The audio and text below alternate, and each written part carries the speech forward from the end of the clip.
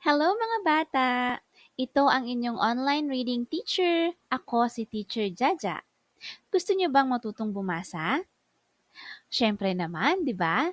Kaya ngayon, sa video na to, tuturuan ko kayong bumasa.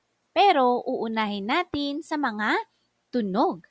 Sa mga tunog ng titik. Tara, umpisahan natin. Handa na ba kayo? Tara at samahan ako.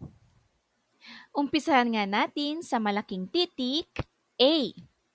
Ito ang malaking titik A na mayroong tunog na A.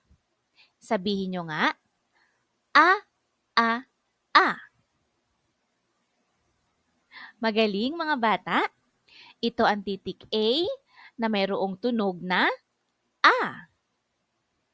Narito naman ang maliit na titik A. Ang maliit na titik A ay may tunog na A. Sabihin natin ng 3 beses.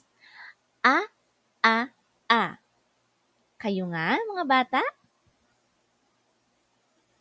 Mahusay! Ulitin, ito ang maliit na titik A na may tunog na A. Narito naman ang ilang bagay na nagsisimula sa titik A o ang mga bagay na ang tunog sa unahan ay A. Una nating halimbawa ay ang aso. Ang aso ay nagsisimula sa tunog na A.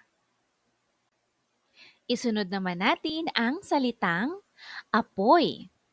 Ang apoy ay nagsisimula sa tunog na A. A, apoy. At ang panghuling halimbawa natin ay apa.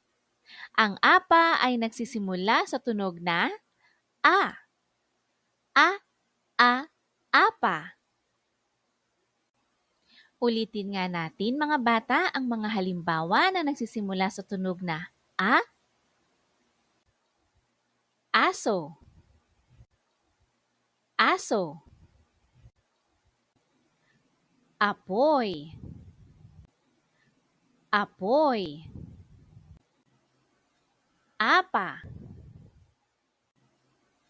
Apa. At dyan nga nagtatapos ang ating aralin sa araw na ito. Ang unang titik na ating inaral ay ang titik A na may tunog na A. Sana ay may natutunan kayo kay Teacher Jaja at hindi ninyo kakalimutan ang inaral natin sa araw na ito. Paalam mga bata, hanggang sa muli! Bye!